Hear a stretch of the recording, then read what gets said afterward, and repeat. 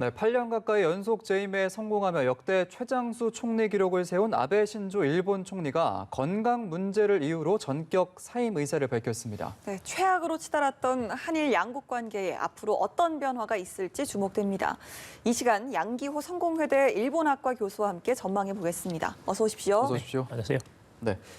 아베 총리가 오늘 이제 지병 악화를 이유로 사임 의사를 밝혔는데 사실 그동안 이제 건강상의 문제로 여러 추측이 좀 무성했는데 별다른 입장을 보이진 않았지만 오늘 이제 전격적으로 사임 발표를 했습니다. 오늘 갑작스러운 발표 좀 어떻게 보셨는지요? 사실 이제 오전까지만 해도 오늘 이제 본인이 앞으로 이 코로나19 대책을 만들어가지고 위기를 극복하겠다라는 쪽으로 갈 가능성이 있다라는 그런 예상도 있었거든요. 예. 근데 이제 오후 접어들어가지고 아마 사퇴할 것 같다라는 그런 그 NHK 뉴스도 나오고 해가지고 예. 지금은 이제 일본 국내에서도 완전하게 지금 인지가 된 상태입니다. 그런데 사실 약 150일 그러니까 한 5개월 정도 거의 쉬지 못하고 경무를 한 데다가 원래부터 이제 그 궤양성 대장염이 있었거든요. 예. 그렇게 해서 2007년에도 이제 사퇴를 했었죠. 그렇죠. 그런데 이제 재발된 것 같습니다. 그리고 지난번에 이제 일본의 그 명문 사립대학의 그 대학 병원에서 진단을 받았었는데 무려 7시간 반이었거든요. 예. 굉장히 긴 시간입니다. 그런 점에서는 지금의 건강 상태로는 도저히 이 국정을 수행할 수 없다라는 어떤 진단 결과가 나왔다고 봅니다. 예. 그런 점에서 전격적으로 사퇴를 결정하지 않았나 이렇게 생각하고 있습니다. 예, 예. 잠시 언급을 좀 해주셨습니다만 1차 집권 당시에도 지병으로 사임한 적이 있지 않습니까? 그때와 좀 비교를 해본다면요? 정말 그때가 거의 비슷합니다. 예. 그때도 갑작스런 그 국회가 열리자마자 이제 국회가 열리니까 총리로서 역할을 해야 되거든요. 예. 국회 열리자마자 며칠 안 돼가지고 사퇴를 했거든요. 그러면서 이제 이게 지병인 궤양성 대장염이다 이렇게 말을 했었는데 예. 사실은 그 뒤로 이제 약이 개발이 돼가지고 완치가 됐습니다. 그러니까 이제 8년 가까이 이렇게 말하자면 총리 역할을 수행을 해왔었는데 다시 지금 와가지고 재발된다는 것은 건강상 도저히 이것은 지금 버틸 수 없는 상황이거든요. 근데 그런 점에서 아마 사퇴를 결정했다 이렇게 봅니다. 예.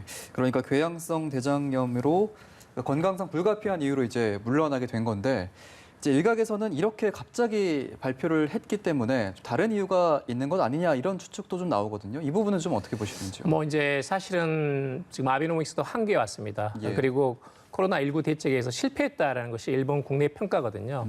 그런데다가 이제 이 도쿄올림픽 본인이 굉장히 어떤 하나의 어떤 정치적인 그런 그 마무리의 최종적인 어떤 꽃으로서 만든 그런 생각이 있었는데 예. 그게 지금은 뭐 코로나19 때문에 내년으로 미뤄졌고 내년도 사실 지금 상태로 하면 거의 불가능에 가깝습니다. 아하. 그런 점에서는 본인이 생각했던 어떤 정치적인 어떤 그 이벤트 같은 것이 완전히 지금 가능성이 무산됐고 특히 지금 상태에서 헌법 개정은 도저히 뭐 이건 말조차 꺼내기 어렵습니다. 예. 그런 점에서는 본인의 정치적 운명이 여기까지다라는 것을 아마 인지하고 지금 이 상태에서 물러나는 것이 적절하겠다. 그리고 지금의 건강 상태로서는 도저히 수행할 수 없다는 것이 본인의 최종 판단이 아니었나 이렇게 봅니다. 예, 예. 당장 뭐 건강 문제만은 아닐 수도 있다라는 분석을 좀 해주셨는데 그래도 아베 총리 하면 4년임이나 했고요. 일본에서 최장 기록을 세우기도 했습니다. 연속 재임일수로요. 현재 일본 내에서 아베 총리에 대한 평가가 있다면서 어떻습니까? 평가 자체는 그렇게 나쁘지 않습니다. 예. 이제 그 코로나19 대책이 실패했다는 것에 대해서 굉장히 비판적인데요. 예. 적어도 지금까지 한 8년간 국정을 수행하는 데 있어서 아베 총리가 지속적으로 이제 그 높은 지지율을 받아왔고 또 그동안 참의원 선거 또 중의원 총선거가 6차례 있었는데 예. 그때마다 압승을 했거든요. 그렇죠. 그런 점에서는 우선 경제적인 면에서 사실은 일본 경제 부활이라는 것이 부분적으로는 있었다는 것이고 또 하나 이제 그동안에 1990년대부터 일본이 장기 불황에 빠지면서 예. 그리고 중국이 상대적으로 부상하면서 일본인들이 느끼고 있는 어떤 상대적인 박탈감 같은 거 또는 이제 주변국의 북한의 핵과 미사일도 그렇고 한국의 경제적인 추격 같은 것도 마찬가지고 예. 그런 데서 느끼고 있는 그런 어떤 위기의식이 있었거든요. 그런 점에 있어서는 역사 영토 문제에 있어서 주변국에 밀리지 말고 강성으로 강하게 강경 대응하자는 어떤 일본 보수파들의 움직임이 있었습니다. 네. 예. 그런 것들을 일종의 대리만족시켜준 것이 아베 총리였죠. 그런 점에서는 일본 국민들도 납치자 문제 또는 북한의 핵과 미사일 또는 한일 간의 역사 갈등 특히 이제 센카쿠 열도를 둘러싼 중일 간의 영토 분쟁 이런 면에 있어서는 강성으로 나가고 있는 아베 수상이 맞다라고 본 겁니다. 예. 그런 점에서는 일본 국내에서는 아직까지는 물론 이제 이 코로나19 대책이 실패했다는 것은 있지만 전반적인 평가 자체는 아주 나쁘지는 않습니다. 그렇군요. 이 건강 문제뿐만이 아니라 이제 말씀해주신 것처럼 정치적 명운도 다했다라고 아베 총리가 좀 합리적으로 느낄 수 있을 만한 부분이 아마 아베노믹스에 대한 평가의 부분이 아닐까 싶은데 이 부분은 좀 어떻게 평가가 되고 있습니까? 사실은 이제 그동안에 이 주가가 굉장히 올랐습니다. 예. 지금 다시 이제 주가가 떨어지긴 했지만 그래서 당시 20년 동안 그 일본 자민당 정권에서 별의별 방법을 다 써봤는데 결국은 그대로 장기 불황이 이어지는 겁니다. 예. 그래서 아베 수상이 어떤 그 반대 역발상을 해가지고 돈을 풀고 그 다음에 이런 그 어떤 인플레를 2%를 목표로 해가지고 경제를 부활시키자, 돈이 이 국내에서 내수가 일어나게 만들자 해가지고 예. 상당히 그런 정책을 추진해왔죠. 또 이제 일본 관광 입국해가지고 한 3천만 명 정도의 이런 외국인 관광객이 들어오면서 예. 일본 경제가 상당히 좋아지긴 했는데요. 그런데 문제는 지금 종합적으로 평가하면 사실은 그렇지 않습니다. 그러니까 지난 20년간 이 그 한국을 비롯해가지고 경제 성장, GDP의 성장률을 보게 되면 한국은 3배 증가했거든요. 예. 근데 중국은 10배 증가했습니다. 아하. 미국은 2배 증가하고 러시아는 7배 증가했습니다. 근데 20년 전에 일본의 국내 GDP하고 지금하고 거의 차이가 없습니다. 아하. 그러니까 이제 아베 수상이 집권하고 나서 2차 집권 때 아베노믹스 약간 반짝하긴 했는데 그 뒤로는 계속 비슷한 상태가 되었고 예. 금년 들어가지고는 상반기에 거의 마이너스 7% 역성장했거든요. 근데 그러다 보니까 결과적으로 본다면 잠깐 그 경기가 활성화된 것은 분명한데 전체적으로 본다면 아베 집권 8년간 별로 달라지지 않았다라는 것이 이제 일반적인 사실은 객관적이고 예. 그게 이제 어떤 균형 잡힌 평가입니다. 예, 경제 정책 실패도 사실 여론의 악화를 좀 상당히 부추겼다라는 평가를 좀 해주셨습니다. 그동안 건강 이상설이 뭐 며칠째 꾸준히 제기돼 왔었잖아요. 그러다 이런 급작스러운 사임 발표에 대해서 일본 내에서의 반응은 좀 어떻습니까? 일본 내에도 상당히 지금 자민당에서도 그렇고 오전까지 사실 이 사실을 몰랐거든요. 예. 오후 2시에 대해서야 이제 그 니카이 도시로 간사장이 이제 자민당의 모든 살림을 책임지는 책임자인데요. 또 이제 여러 가지 선거라든지 총재 선거 같은 것도 중요한 역할을 하게 됩니다. 그래서 사임을 발표했거든요. 예. 3일 전까지만 해도 이 코로나19를 극복하고 일본 경제를 활성화시키겠다고 자신 있게 이야기하다가 예. 불과 지금 사흘 만에 이제 뒤집어졌거든요. 그런 점이 상당히 이제 자민당 내에서도 쇼크고 또 여러 가지 이제 조금 지금 당장은 이 아베 수상이 어떤 그만뒀다는 게 별로 실감을 느끼지 못할 정도입니다. 왜냐하면 그동안 여러 가지 문제는 있었지만 아베 수상이 리더십을 발휘한 건 사실이거든요. 예. 또 아베만한 리더십을 발휘할 수 있는 보수의 어떤 대변자라는 것이 부족했었죠. 그런 점에서는 일본의 보수 본류하고 아베 수상이라는 것은 거의 이제 어떤 한 몸이었다. 예. 그런 점에서는 부정적인 측면에 역사 왜곡도 하고 영토 도발도 하고 있었지만 그래서 당분간은 아마 이 아베에 대신할 만한 인물 자체를 찾기가 어렵습니다. 그래서 저는 기본적으로는 약간 불안정한 일본 국내 정국이 예. 좀 지속되지 않을까 그렇게 보고 있습니다. 예, 뭐 그런 리더십 때문에 뭐 아무래도 연속 재임 일수가 약 7년 8개월 정도 되죠. 사면임을 할 수 있었던 맞습니다. 비결이 아닌가 싶은데요.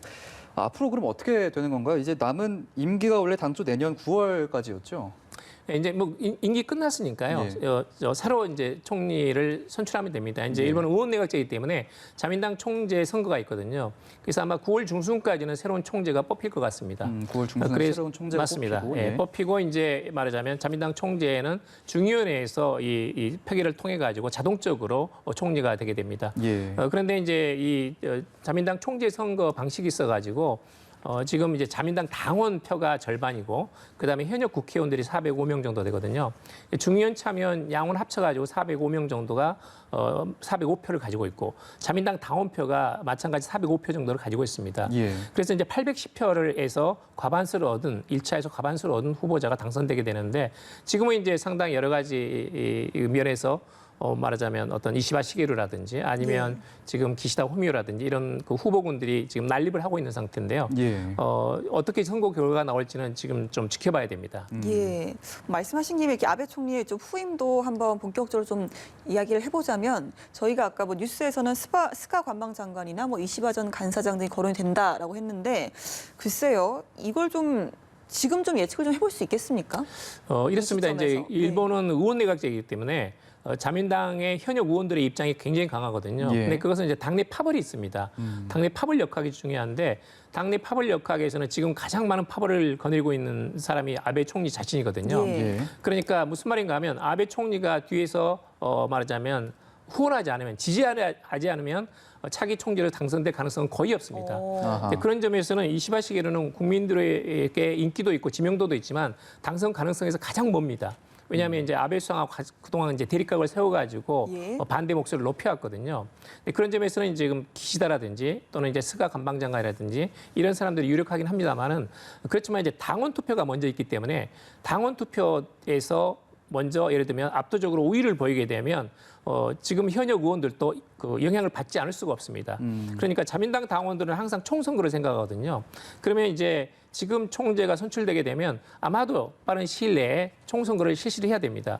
거기서 압승할 수 있는 이 총재 후보가 가장 바람직하거든요. 예. 그럴 경우에는 지명도가 높은 이시바 시게루 후보에게 자민 당원 표가 몰리고 그리고 그것에 영향을 받아가지고 결국 현역의 일본 자민당의 중의원 참여 의원들도 따라갈 수밖에 없는 그런 구도가 발생할 수가 있습니다. 그게 이제 코이즈미 전 수상 때 그런 사례가 있었거든요. 예. 그렇지만 이제 당내 역학이 있기 때문에 당내에서 앞으로 이제 이 활발한 좀 뭐랄까 권력 다툼이 있고 그 과정에서 현역 아베 총리라든지 또는 이제 가장 많은 파벌을 가지고 있는 아소파라든지 이런 파벌들이 어떤 입장을 보일지가 중요합니다. 예.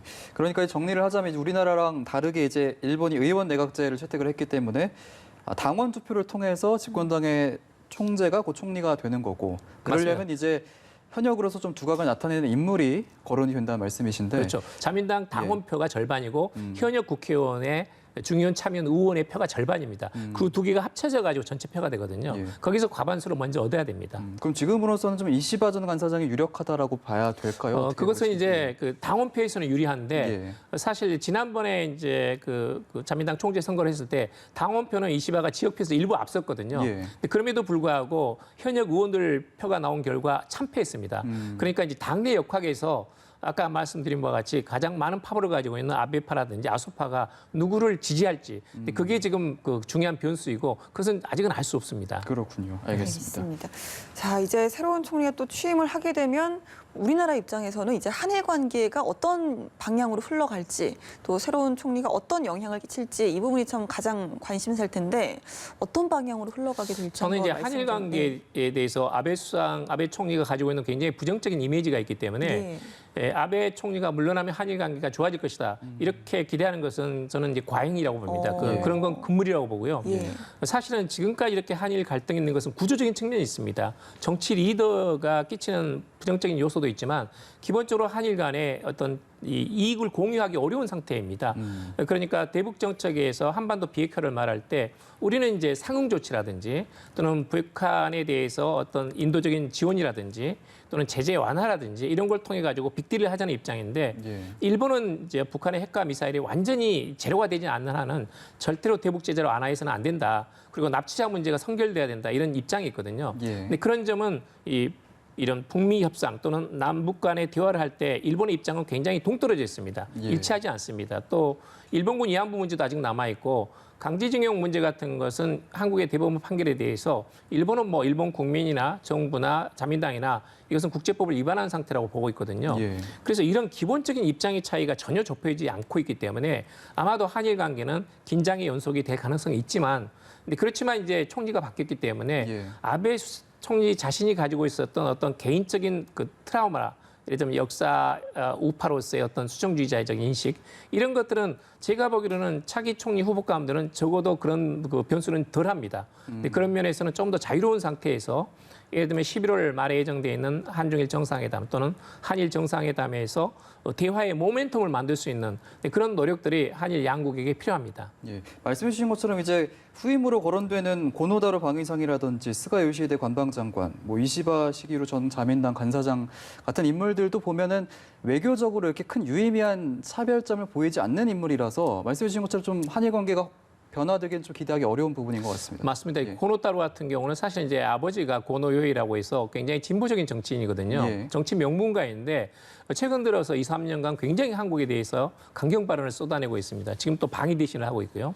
그다음에 이시바 같은 경우에도 역사 문제에 있어서는 한국의 인식과 비교적 비슷한데 예를 들면 헌법을 개정해야 된다든지 자위대를 증강해야 된다든지 하는 입장은 한국과 또 굉장히 다릅니다. 그런 점에서는 누가 총리가 되든 지금의 긴장 관계는 이어지고 단지 입장은 차이는 있지만 지금 코로나19 위기에서 한일 모두 어려운 상태이기 때문에 예. 대화의 모멘텀을 살려가지고 서로 윈윈할 수 있는 그런 지점을 찾아내는 노력 그것이 이제 우리에게도 필요하고 또 일본도 필요합니다. 알겠습니다. 알겠습니다. 역대 최장수 총리 기록을 세웠던 아베 신조 일본 총리 건강 문제를 이유로 오늘 사임 의사를 밝혔습니다. 관련 내용 양기호 성공회대 일본학과 교수와 함께 이야기 나눠봤습니다. 오늘 말씀 고맙습니다. 네, 감사합니다.